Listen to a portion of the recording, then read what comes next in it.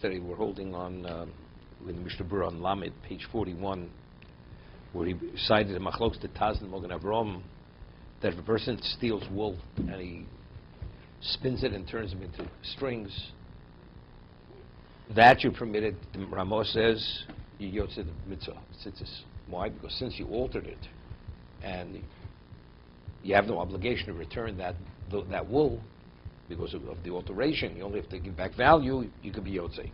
So there's machlokes Taz and Mogen Avram. Are you permitted to say a bracha?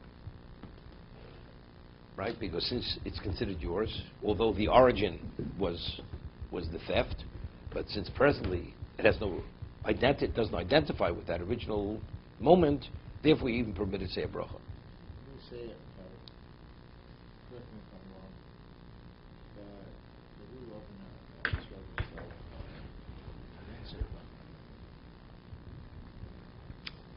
because of there's no change. There was no change. Here it's altered, and the alteration cannot be restored to the original fleece. Once it's spun, it's not considered fleece any longer. There you just take apart. You have the lulav, you have the esrog, you have all the species independent of one or the other. Okay? See, but he cited the Mogen Avram, the Gra, that they say you're not permitted to say the bracha. Okay? He says the Mogen Avram says you can't say a bracha. The Taz and the Gra say you should not say a bracha. So yotze the mitzvah. But in terms of bracha, it's inappropriate to say the bracha. Then he says, Laman Aleph, he says, Miu l'chatchila osa lasosan. Right? But you shouldn't, what? But l'chatchila you shouldn't use it. If you stole the fleece and you turned it into threads.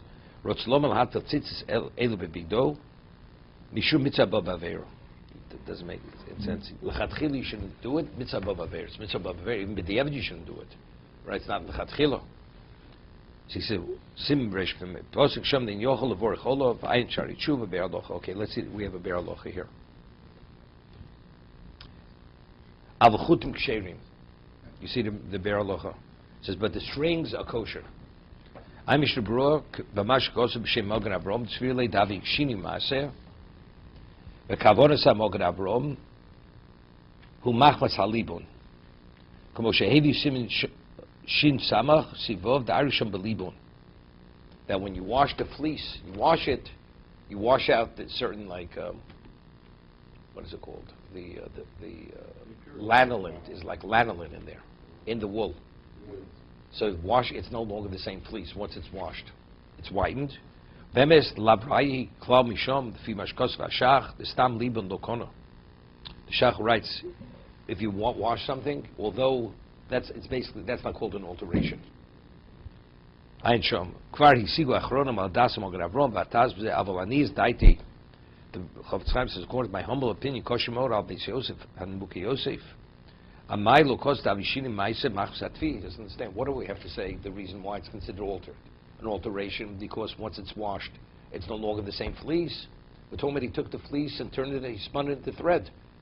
The change can't be greater than that. Force fleece, now it's a thread. That's his question.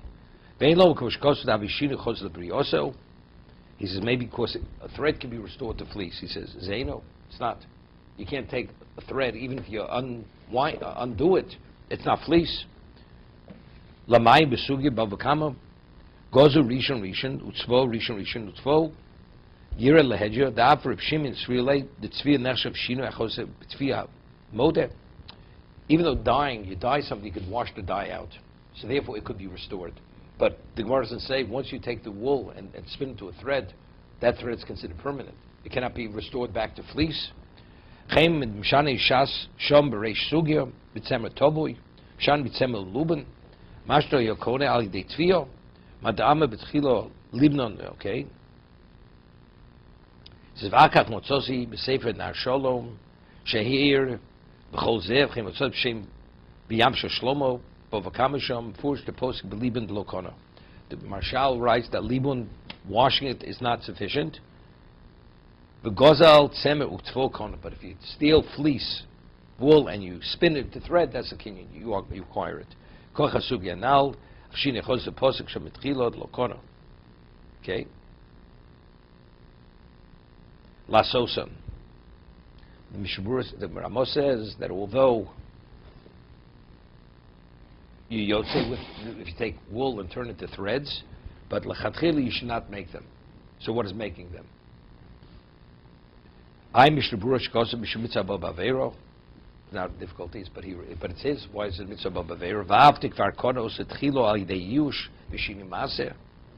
V'eina avero bo min ha-mitzvah gufo. Komokom keven the kan bo al yidei atfiyo. Right? Initially, if he wouldn't have spun it, what would have been? He would have returned it. V'atfiyo min ha-mitzvah. Dobina tfiyo l'shmo meilo bo ha-kinyan al yidei ha-mitzvah.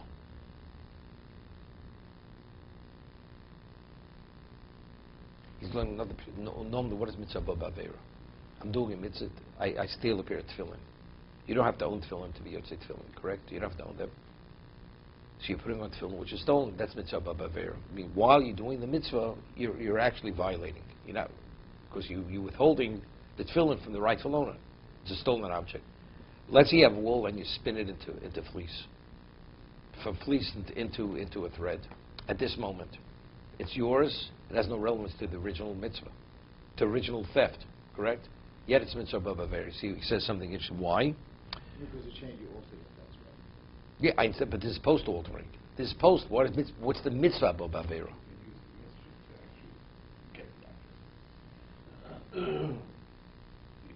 Spinning.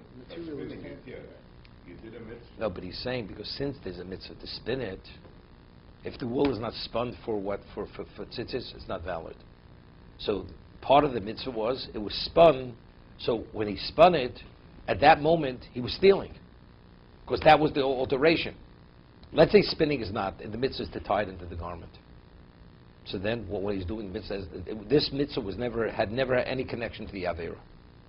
But if the mitzvah started with the spinning of the thread, at that moment you were stealing from the person, because before you spun the wool, you had to return it.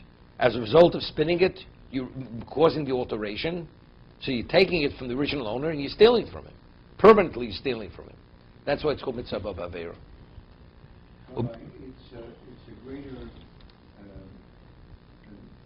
stealing a pair of tefillin is a negative commandment, and it's a greater sin than not putting on the tefillin. What is... I don't know which is greater, which is more serious. Not putting on tefillin is very serious. But if you don't have any... So you're an onus. You're an onus. You're not permitted to steal. It's beyond your control. Yeah. So stealing is more important, more stringent than that. No, you're not permitted to violate, to perform a mitzvah. Person has that matzah, you're permitted to steal, to eat matzah. You're not permitted. Okay? He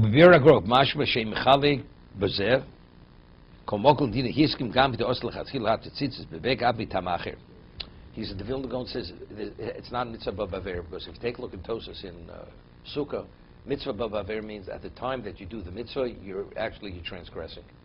It's still, the object is Yom Tov Sheni, you don't have to own the lulav, correct? You can be yotze with a borrowed lulav. Yom Tov Sheni, you have a stolen lulav, you want to be yotze the mitzvah. This is before Yush. Could you be yotze? You can be yotze. At the moment you're doing the mitzvah, you're doing the mitzvah with a stolen object. So therefore, he says the Vilna Gaon offers another reason. Now,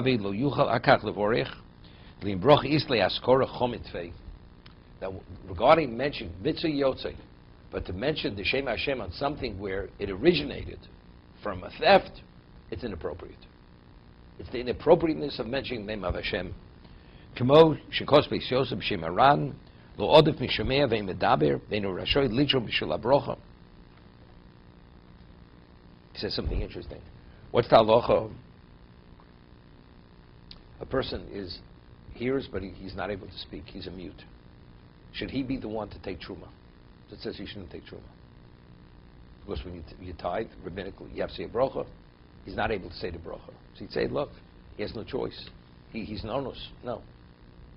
If you can't say the bracha, don't do the tithing. If you can't say the bracha on the tzitzis, don't put those kind of tzitzis on the beged. That's what the Rama means. Since ultimately you can't say the bracha on that kind of tzitzis, not because mitzvah b'avera. because it's inappropriate, because originally its origin was stolen. Therefore, these tzitzis to put on the garment, we can't say a bracha, don't put tzitzis on the garment. But what about saying the bracha internally? Has no value. No value. No value.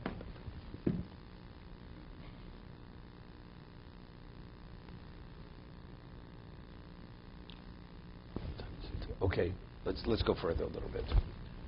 Chutin shulim halvohi. What about you borrow threads, strings? Person doesn't have his own string tzitzis, he borrows the strings to put on the garment. A yotze. Just seems he shouldn't be yotze. When a person says, I'm going to borrow a cup of sugar, what does that mean? You're not returning the same cup. You're returning the equivalent of what you borrowed, right? Even though the lender says, I want sugar back, but it's not the same sugar.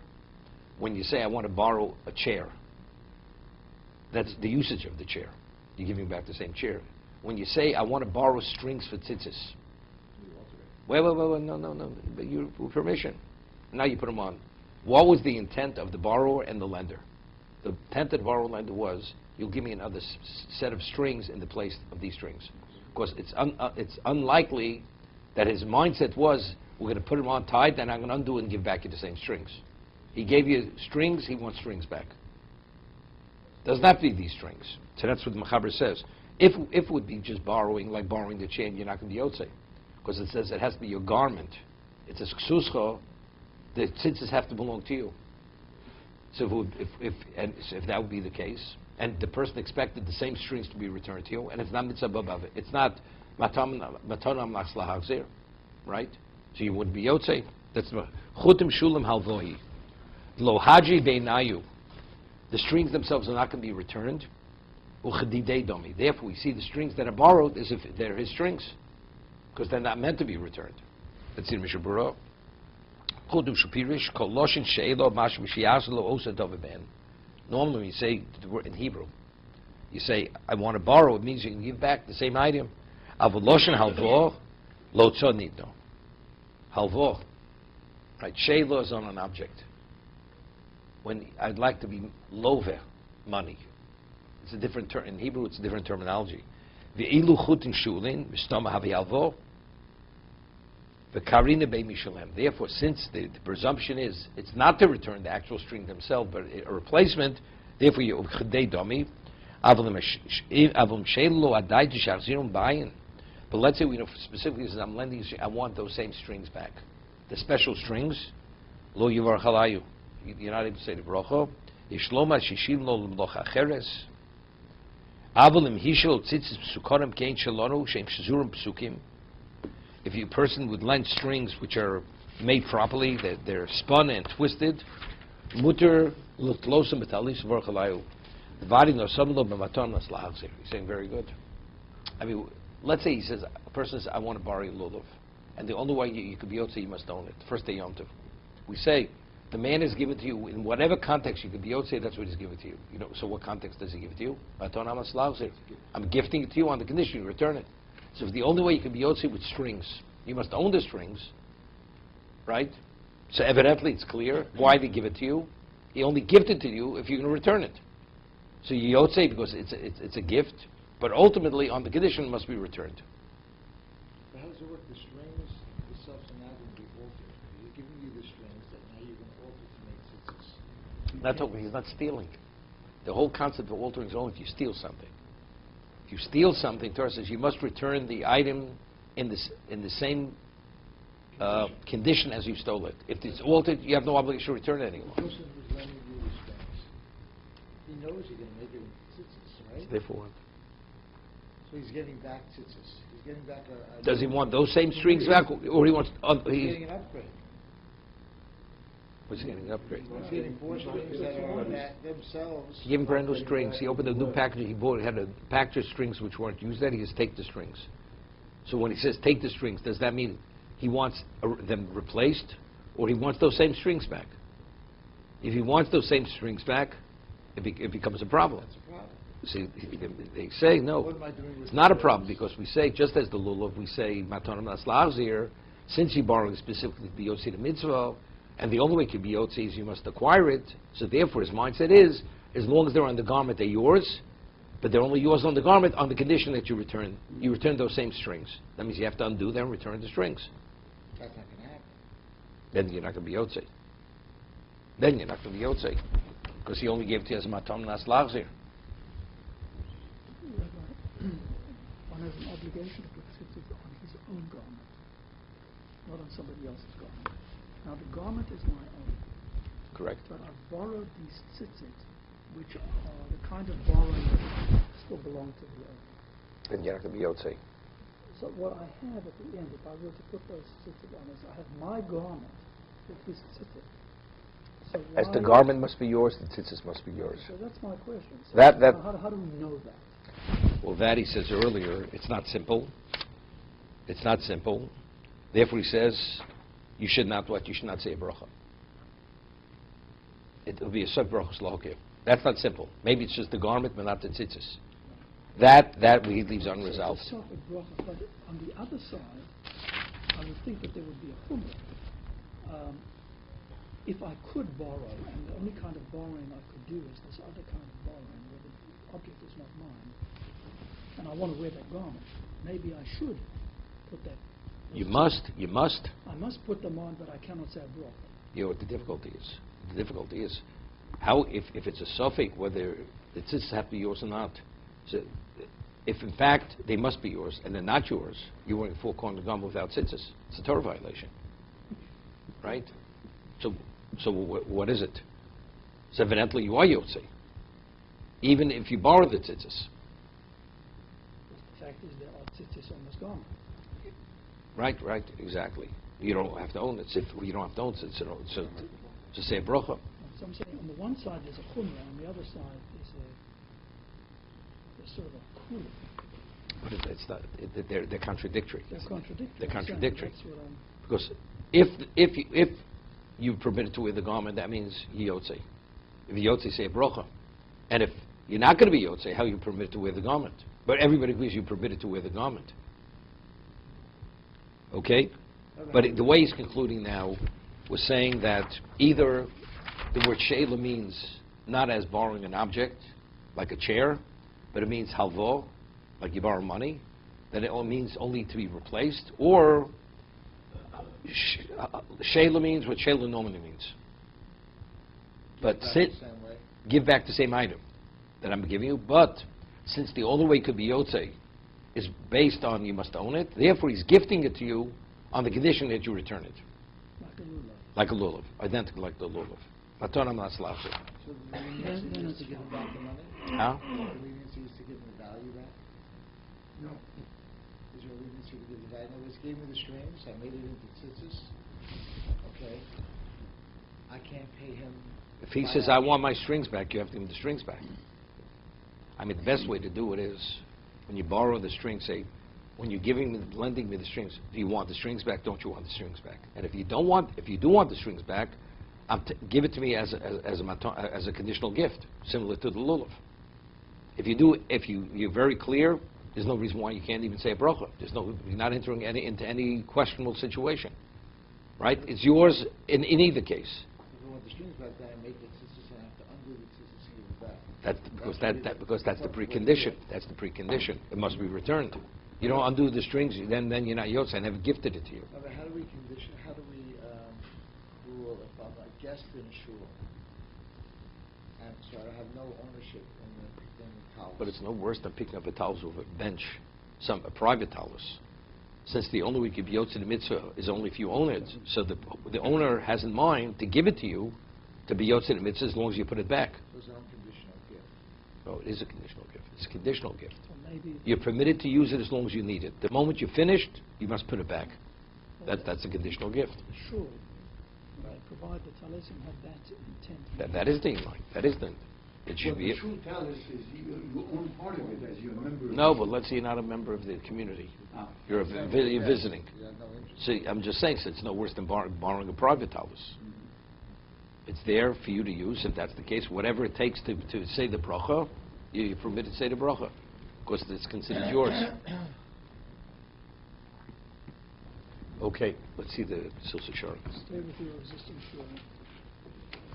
Stay with your existing